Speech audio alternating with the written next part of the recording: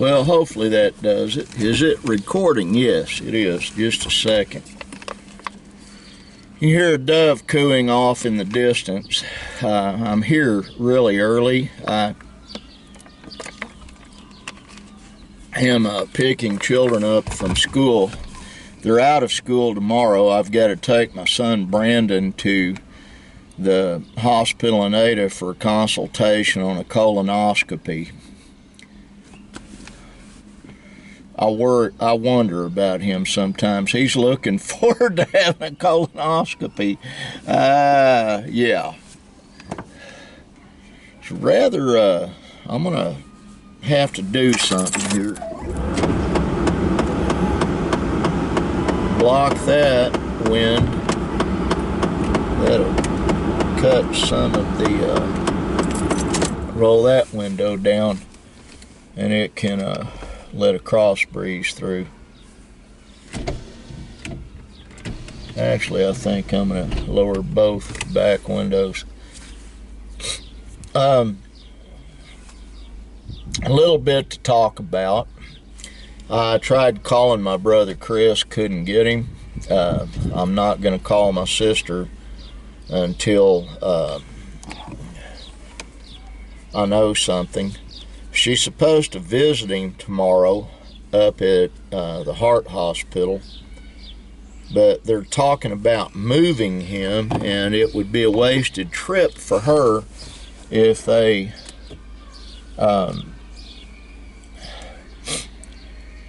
were moving him and she got there and he was no longer there. I don't know. I'll call him again later, and then after I find out something, I'll call her. I enjoy talking with her. She's the best sister in the world. And I been thinking on a lot of things. Well, for one thing, my friend Chris Kimball correctly asserted that the BRICS thing, and it's BRICS, not BRICKS. My brain doesn't function fully sometimes. Old age and so much on it. I leak out stuff. It comes out of my ears. I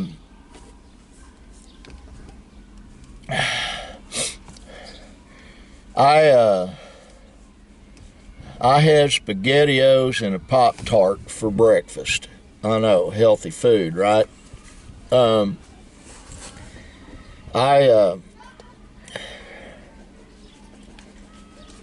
Been thinking on an awful lot.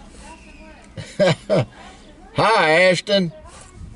Hi, Pop. Hi, Shy. You guys are supposed to be in school. Get on up there. It's my grandson saying hi.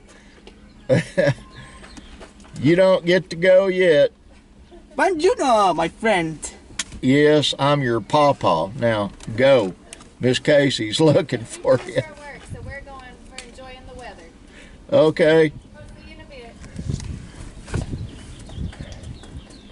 I never expected that in a million years. Both my autistic grandsons coming down to say hi, Pops.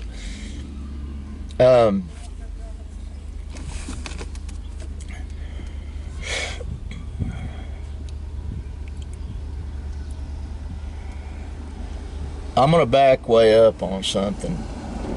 Linda and I decided not to put a pool in this year. We usually do one every year.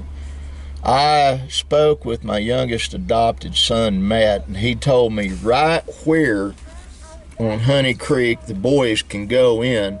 I've got to get them some swimming shoes. But they can go in right there and get in the water and just have a good time. And I might do that with them this Saturday. If their mother doesn't come down.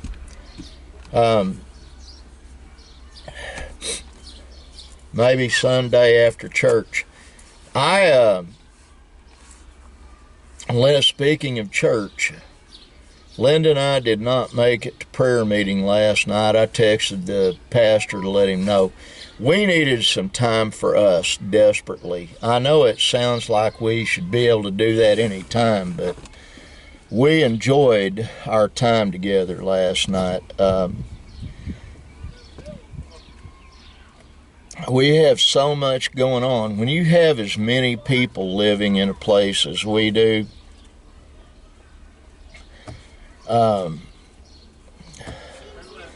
it creates busy turmoil, is the best way I can describe it. And we just didn't have, we don't have time together. Real simple. Like if Aurora, Shy, and Ash's mother comes down and takes them on Saturday, their dad's off, I think Linda and I are going to disappear and we're going to go have a date. And that's my plan, and I'm sticking to it. We have a favorite Chinese restaurant she likes to live with, and I'll drive all the way to Ada just so she can do that. But it also depends if my brother Chris is getting moved, and I'll know about that pretty quick. We discussed a lot of things, and like I told my sister, she needs to call Beverly, Chris's ex-wife, and arrange to go get her jewelry out of a safe that got moved. The scenario on that, a guy that used to work for my brother opened his own jewelry store and is supposed to be buying by Chris financing equipment to use to do jewelry. And that also includes the safe that he used. I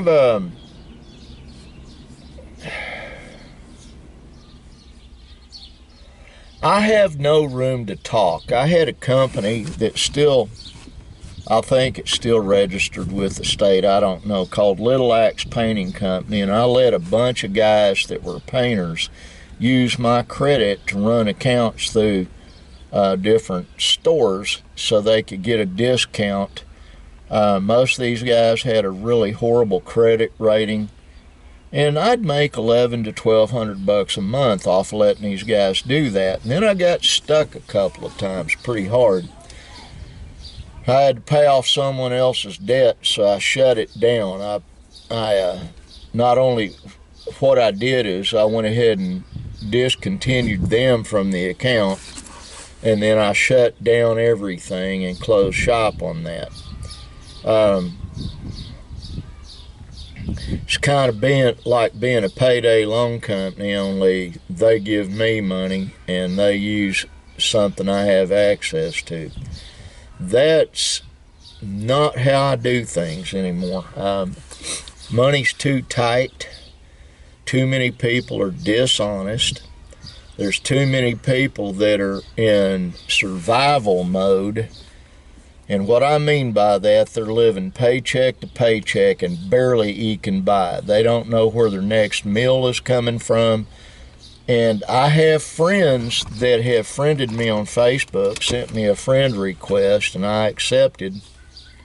And one of them is kind of attached to me through one of my youngest son's ex-girlfriends. And she's constantly begging for help, chastising people, criticizing people, and proclaiming that God works through her and she's a flame in the spirit and all this stuff. And her husband filed for divorce last month, and I don't know where she's living, but I'm not adverse to helping someone. I do it all the time. I try to be smart in how I dole out money to certain people.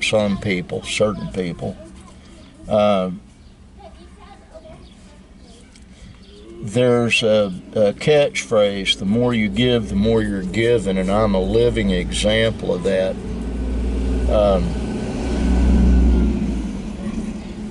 But the big thing is you need to know you're blessed and actually be thankful for those blessings. And I do. I count them, I enumerate them, and I vocally tell my Creator and my Savior that I'm thankful and I appreciate the blessings, and I do appreciate them. You know, there's also another axiom: those that have much have an obligation to help those that have little. And I believe that, but I believe one of the things you try to do with that is you explain to those that are really suffering what they did in a loving way, not being judgmental, not throwing down on them and criticizing them and being harsh. You be as kind as you can, and you explain to them the things they did that were stupid. I shouldn't say stupid, they weren't intelligent. Let's put it that way. Like this one person, she's evidently can post on Facebook complaints about not even having lunch meat in her refrigerator, and she posted a picture of a couple of juice boxes, and that's it, in an empty fridge. And yet she has the ability to post on Facebook. If you can afford an iPhone, you need to watch where your money is going. You don't just waste it. You don't go out and spend impulsively, and that is a real problem with almost everybody. They'll be impulsive and spend.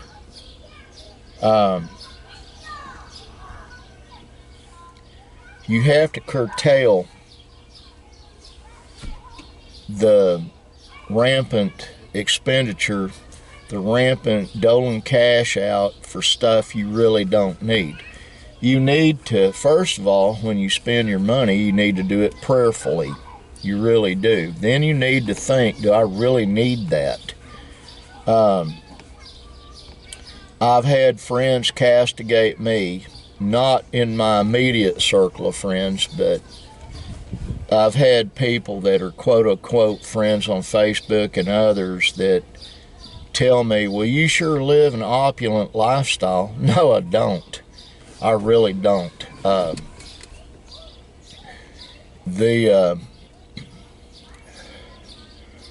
We have some nice things. We do, and I'll be the first to admit it. And I have some really expensive antiques. I have some really expensive belongings. But also, you have to look at something. I went through years, and I mean decades, of dealing with things where the stress would probably kill the average person. And what ended up taking place after all that is I got through it, I slowed down, and I don't go out and oh, I want that, and that's an expensive gun, and go buy it. I just happen to get bargains, but I seek them out. The same thing on swords, the same thing on guitars. I seek out bargains, and then I have friends that send me guitars.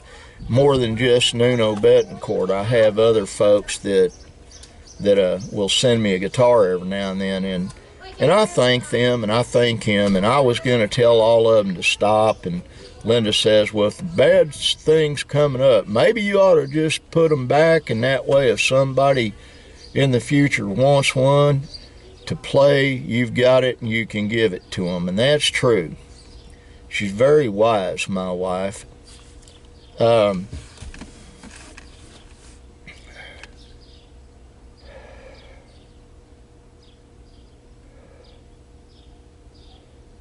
I won't go into details on my brother Chris selling some of his really expensive guitars, and I'm not sure he even got the cash out of them.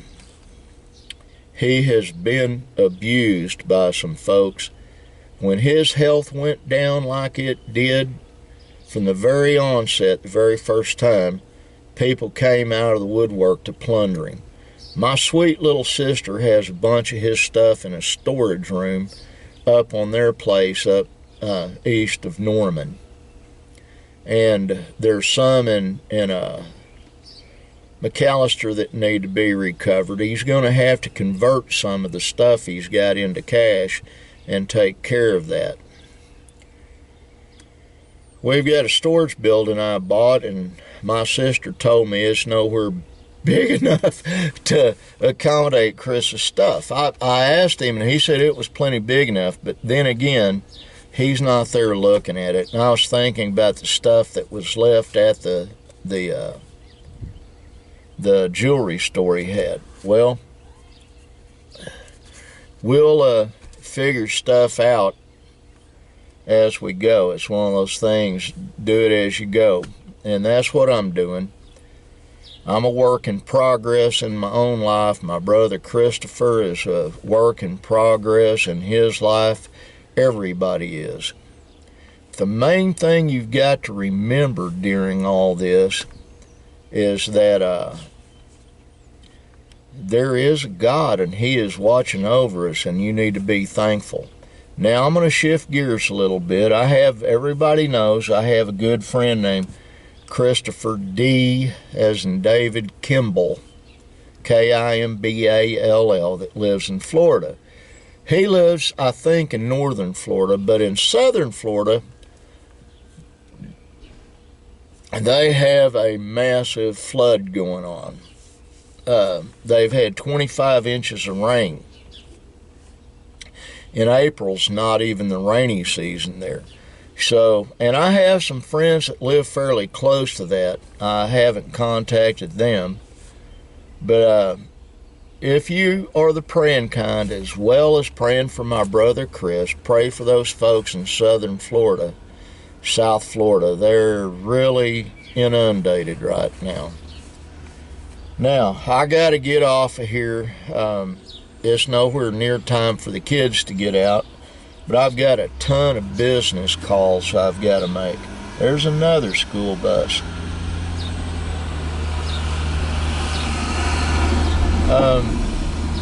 I had to sign an affidavit the other day, so I think Ashton or Cheyenne could go see a museum, and Zara Rose was supposed to go see one.